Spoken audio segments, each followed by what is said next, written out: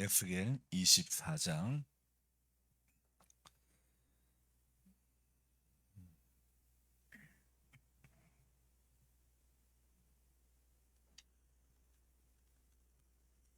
에스겔 24장 첫 절부터 보는 게 아니고 몇 절부터 보냐면 14절 14절이 아니고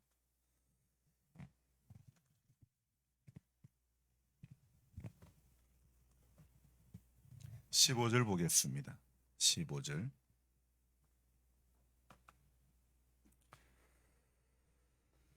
15절부터 보겠습니다.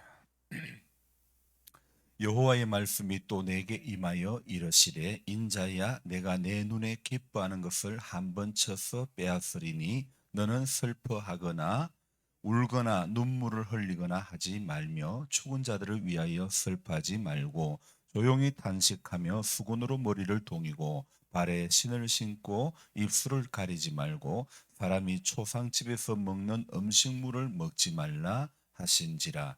내가 아침에 백성에게 말하였더니 저녁에 내 아내가 죽었으므로 아침에 내가 받은 명령대로 행하매 백성이 내게 이르되 내가 행하는 이 일이 우리와 무슨 상관이 있는지 너는 우리에게 말하지 아니하겠느냐 하므로 내가 그들에게 대답하기를 여호와의 말씀이 내게 임하여 이르시되 너는 이스라엘 족속에게 이르기를 주 여호와의 말씀에 내 성소에는 너희 세력의 영광이요 너희 눈의 기쁨이요 너희 마음의 아낌이 되거니와 내가 더럽힐 것이며 너희의 버려둔 자녀를 칼에 엎드러지게 할지라. 너희가 에스겔이 행한 바와 같이 행하여 입술을 가리지 아니하며 사람의 음식물을 먹지 아니하며 수건으로 머리를 동인 채 발에 신을 신은 채로 두고 슬퍼하지도 아니하며 울지도 아니하되 죄악 중에 패망하여 피차 바라보고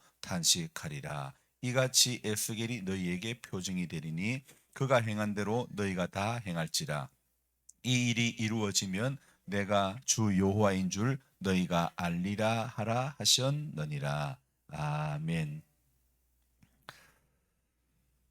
여러분 반갑습니다.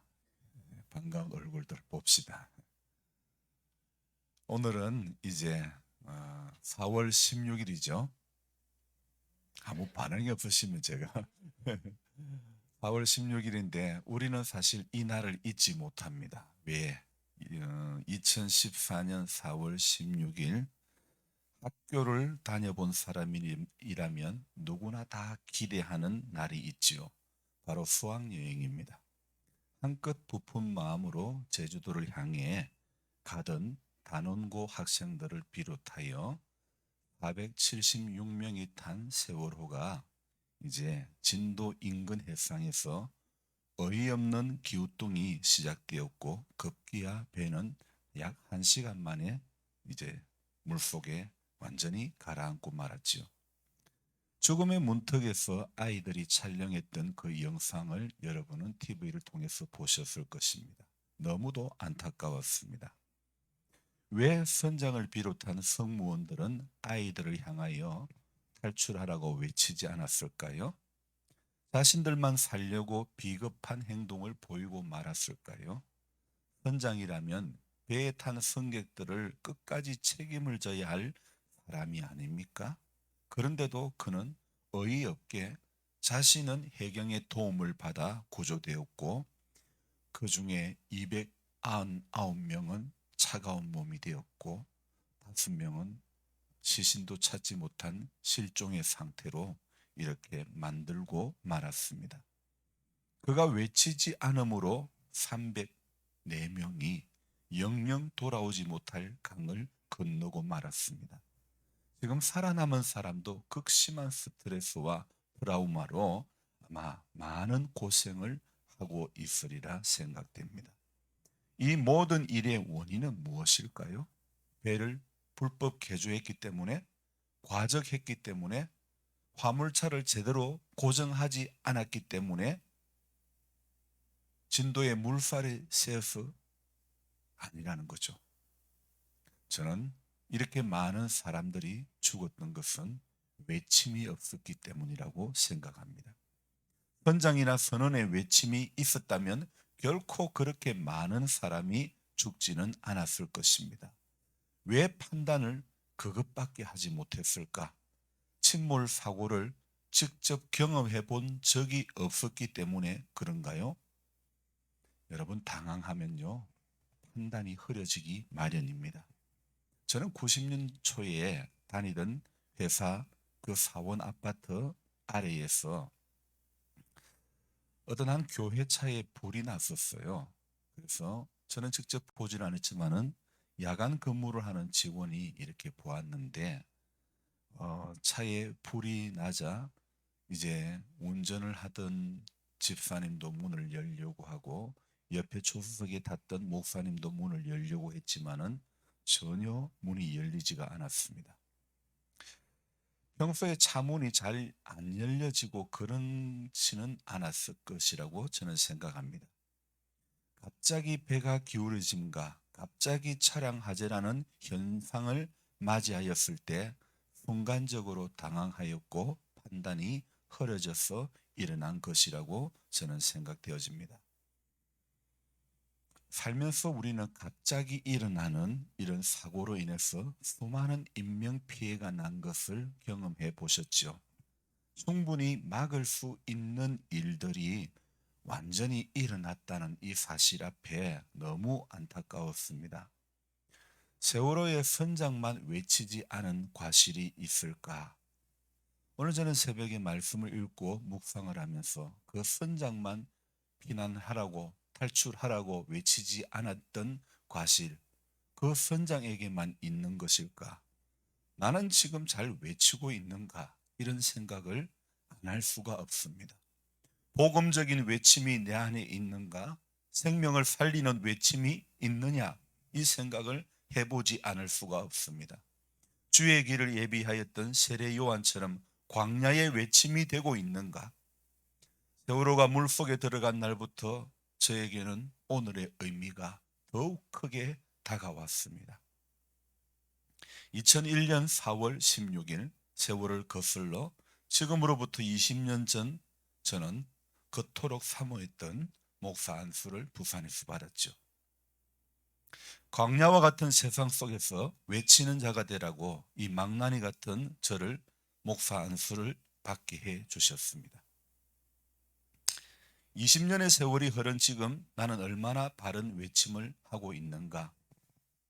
얼마나 예수 생명을 외치고 있는지, 얼마나 생명의 복음을 외치고 있는지, 어쩜 시차를 두고 같은 날 일어난 이 사건을 생각하면서 저의 마음을 다시 다잡으라고 하시는 것은 아닌지 해마다 기억하면서 정확한 외침, 바른 외침을 하는 자가 되어라는 주님의 음성으로 저는 받아들이고 싶습니다.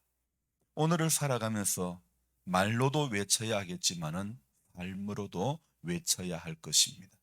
지금까지는 말로 외침이 많았던 것 같은데 삶으로의 외침을 더 많이 해야 할 것 같습니다. 여러분, 우리가 분명히 기억해야 할 것은 입술의 외침은 열매가 없다는 것입니다. 삶으로의 외침이 능력이 있다는 것입니다. 그런데 아직 저는 잘 안 됩니다. 마음은 삶으로의 외침인데 행동은 입술의 외침으로 끝나고 마는, 그것이 수십 년째 반복되는 것 같습니다. 남들 안 하는 것을 나는 많이 하고 있지만은 그래도 저 자신은 만족이 안 됩니다. 오늘 우리가 조금 전에 불렀던 찬송 5절처럼 내 주를 사랑한데도 늘 마음에 부족하도다. 정말 이 심정입니다. 주님 사랑한데도 늘 마음에 부족한 그것이 저의 심정입니다. 주님을 사랑하면 할수록 마음의 부족함밖에 없는 것 같습니다. 별로 한 것은 없는데 아주 조금 해놓은 것, 그것을 기억해 달라는 요 나쁜 심성, 아직도 덜 돼먹은 사람 중에 하나인 것 같습니다. 계속하여 지금 보고 있는 성경 대선지서 가운데 오늘 이 에스겔을 보면서 저의 사역을 점검해 보지 않을 수가 없습니다. 하나님의 말씀이 에스겔에게 또 임하셨습니다. 언제입니까? 아홉째 해, 열째 달, 열째 날에.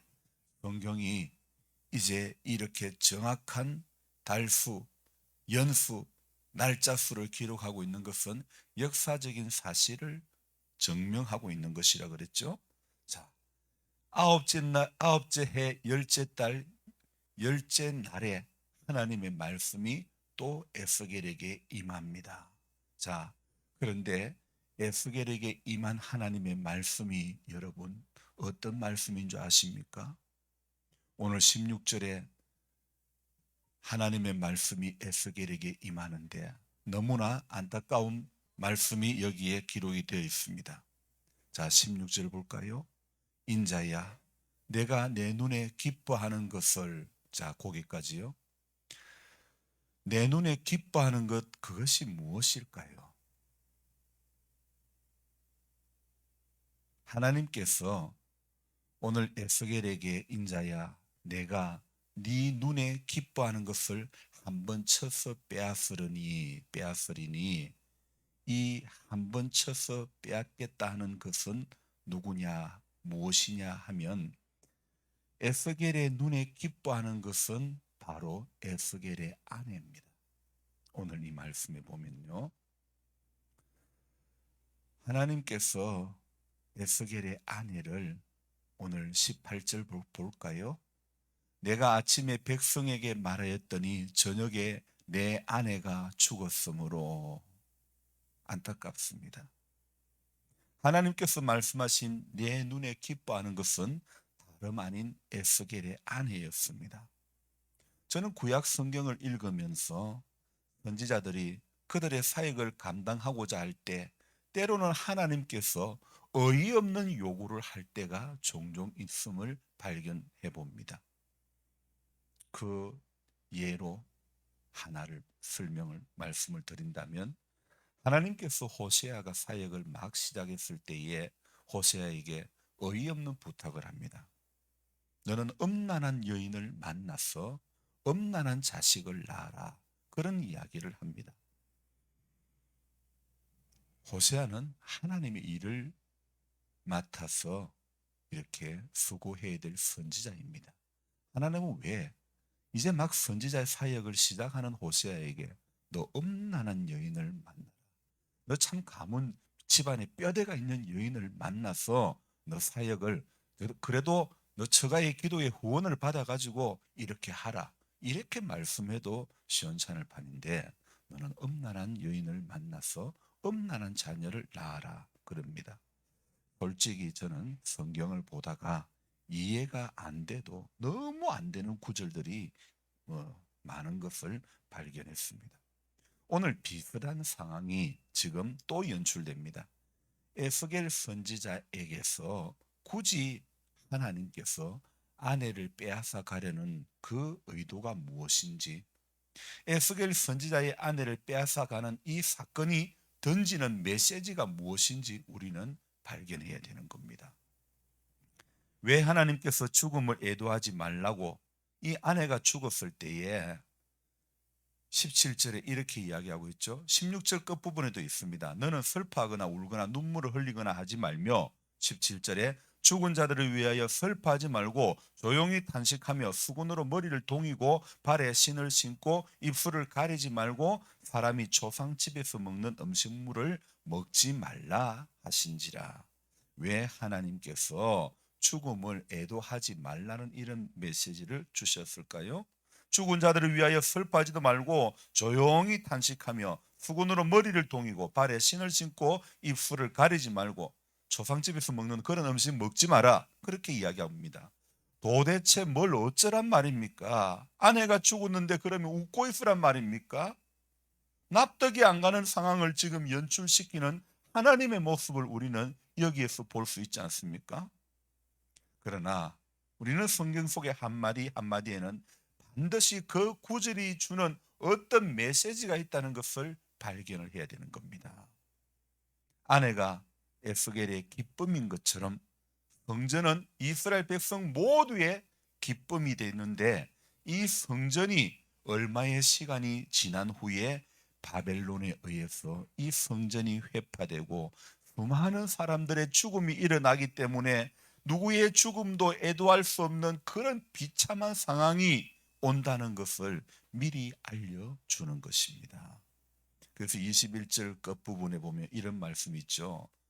자, 오늘 에스겔 아내가 먼저 죽었습니다. 그리고 끝에 뭐라고 되어 있습니까? 21절 끝에 너희의 버려둔 자녀를 칼에 엎드러지게 할지라.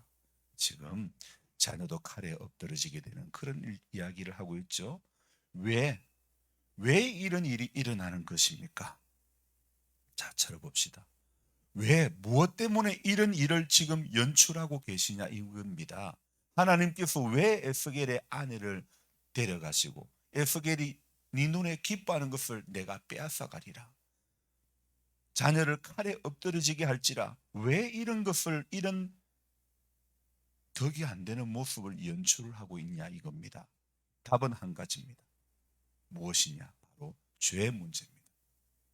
바로 죄의 문제를 지적하시려는 하나님의 메시지를 우리는 여기에서 발견을 해야 되는 것입니다. 가장 아끼는 사람, 아내를 에스겔이 잃었습니다. 이 말은 무엇이냐? 여러분, 죄는요, 가장 아끼는 사람을 잃게 된다는 것을 교훈을 하고 있다는 겁니다. 죄가 주는 즐거움은 잠깐이지만은 죄가 주는 고통은 너무도 크고 너무나 지속적인 고통이라는 것을 우리는 알아야 됩니다. 죄는 우리 인생에게 잠시 쾌락을 주고 영원히 고통을 떠넘기는 것입니다. 죄는요, 여러분, 죄를 지은 당사자에게만 아니라 주변 사람, 더 나아가서 공동체 전체까지 어렵게 만드는 그런 역할을 하는 것이죠. 오늘 24장만 보더라도 이스라엘의 죄의 문제로 인해 지금 선지자 에스겔과 그의 가족이 고통을 당하고 있는 것을 우리는 보면 알 수 있지 않습니까? 그래서 저는 오늘 4월 16일을 맞이하면서 하나님께서 제게 주신 메시지, 오늘 내가 외쳐야 할 메시지를 하나님이 던져주시는 겁니다.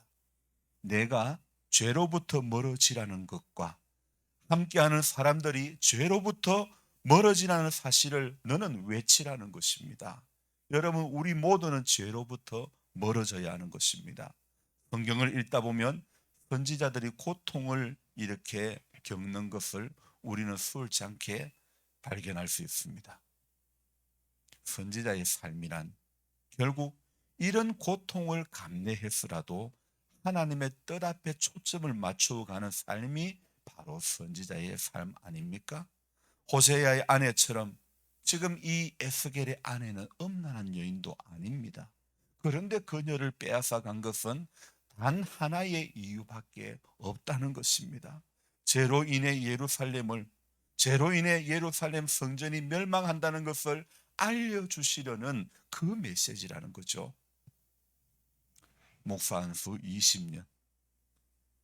오늘 내가 목사로 쓴다는 것은 결국 죄를 알려주는 외침이 있어야 한다는 것을 오늘 아침에 제게 교훈을 해 주셨습니다. 여러분, 저와 여러분들은 죄로부터 멀어져야 되는 것입니다. 오늘 죄를 죄로 직시할 줄 알아야 되는 겁니다. 하나님으로부터 멀어져 가는 것 죄입니다. 하나님의 생각과 다른 것이 죄입니다. 여러분, 오늘 나가서 새벽 기도 마치고 내 마음에 악한 생각을 품은 것이 그것만 죄가 아니라 하나님으로부터 멀어진 그 모든 것은 전부 죄라는 것입니다. 여러분, 주께 가까이 함이 우리 인생에게 복이 되고 하나님을 가까이 하는 것이 죄로부터 멀어지는 길이라는 것을 저와 여러분들이 기억을 해야 되는 것입니다. 여러분, 우리는 죄로부터 내 자신이 먼저 멀어져야 되는 것이고 죄로부터 내 자신이 멀어진 이후에는 또 이 세상을 향하여 죄의 결과는 사망이라는 것을 우리는 외쳐야 되는 것입니다. 로마서에 말씀하고 있죠. 죄의 삭은 사망이라. 죄의 삭은 사망이라는 것을 우리는 알려야 되는 겁니다. 우리는 입술로도 알려야 되겠지만은 더 효과적인 알림은요, 오늘 우리의 삶을 통해서 알려야 된다는 것입니다. 교회가 교인이 죽으면 교인이 물에 빠지면 뭐만 뜬다 그랬죠? 여러분, 여기 입만 뜰 사람만 많으면 안 됩니다. 우리는요, 그 이야기가 왜 나왔을까요? 우리의 입술은 말은 너무 잘하는데 우리의 삶이 따라주지 못했기 때문에 들은 결과가 아닐까요? 오늘 우리는 삶으로 외치는 성도가 되어져야 될 줄 믿습니다. 삶으로 외치는 목사가 되어야 되고 삶으로 외치는 우리 모든 성도님들이 되어져야 되는 것입니다. 새벽 기도하는 것도 중요하지만은요, 삶 가운데서 하나님의 말씀대로 살아가려고 하는 것은 내가 기도를 10번, 20번 하는 것보다도 훨씬 더 중요하다는 사실을 알아야 되는 겁니다. 그래서 예배당 안에서 기도 열심히 잘하고 예배당 안에서 예배 잘 드리는 것도 중요하지만은 삶의 자리에서의 예배가 가장 귀하다는 것을 여러분 기억하시기 바랍니다. 그래서 저는 오늘 이제 해마다 4월 16일을 맞이할 때마다 특별히 올해는 목사 안수를 받은 지 20년 되는 해이기 때문에 저는 올해 이 날이 어느 해보다도 더 이렇게 새롭습니다. 저와 여러분들은 날마다 하나님의 말씀 앞에 이제 서야 될 것이고 또 외치는 자가 되어야 될 것이고, 그래서 우리는 자기 혼자 살려고 도망갔던 세월호 선장처럼 그런 비겁한 삶이 되면 안 되는 것입니다. 우리의 외침이 없어서 죽어가는 영혼들 얼마나 많은지 오늘 우리는 생명줄을 던지는 한 사람이 되어져야 될 줄로 믿습니다. 기도하겠습니다. 하나님 아버지, 고맙고 감사합니다. 우리 하나님께서 오늘도 새벽을 깨워주시고 주님 앞에 나와서 기도하는 자리로 인도해 주신 것은 오늘 우리가 외치는 자가 되라고 주님이 우리를 깨워주신 줄 믿습니다. 하나님, 기도하고 영적인 힘을 얻어서 하나님 말씀의 말씀의 교훈을 받았어 우리는 오늘도 이 광야와 같은 세상에서 외치는 입술 또 삶으로 살아가는 우리 모두가 되도록 주님 도와주옵소서. 이 하루도 우리 힘으로 될 수 있는 것 아무것도 없음을 인정하며 주님의 은혜 가운데 내가 붙들리게 해 주옵소서. 내가 주님을 붙잡는 것이 아니라 주님의 은혜가 오늘도 나를 붙들어 주심으로 말미암아 죄악 세상에서 우리는 외치는 자, 삶으로 외치는 자의 모습이 우리 안에 이어지게 하여 주옵소서. 주의 몸된 교회가 외치는 교회가 되어지기를 원합니다. 주의 몸된 교회가 생명의 복음을 외치는 교회가 되어지게 하여 주옵소서. 광야에 외치는 자의 소리가 되어지게 해 주옵소서. 우리 권상호 장로님, 정영자 권사님, 권혜경 자매님, 하나님 믿음 주옵소서. 은혜를 내려 주옵소서. 사랑의 주님, 우리 주님 주보은 할머니 오늘도 은총을 내려주시고 몸이 많이 연약합니다. 하나님 새 힘을 더하여 주시고 살아계신 주님을 오늘도 경험하게 하여 주옵소서. 사랑의 주님, 정은자 집사님 연약한 가운데 있습니다. 근선의 뿌리가 떠나가게 하여 주시고 오늘도 예수의 이름으로 강건케 하여 주옵소서. 이 상원세 하나님 새 힘을 더해 주시고 믿음을 주옵소서. 하나님 사랑 가운데 붙들린 그의 남은 인생 되도록 축복하여 주옵소서. 기도의 제목을 가지고 오늘도 주 앞에 나왔습니다. 아버지 앞에 우리가 오늘도 아뢰게 해주시고 또 아뢰는 것만으로 끝나지 않고 더 큰 기도의 자리까지 나아갈 수 있는 우리 모두가 되도록 도와주옵소서. 귀하신 예수님의 이름으로 감사하며 기도드리옵나이다. 아멘.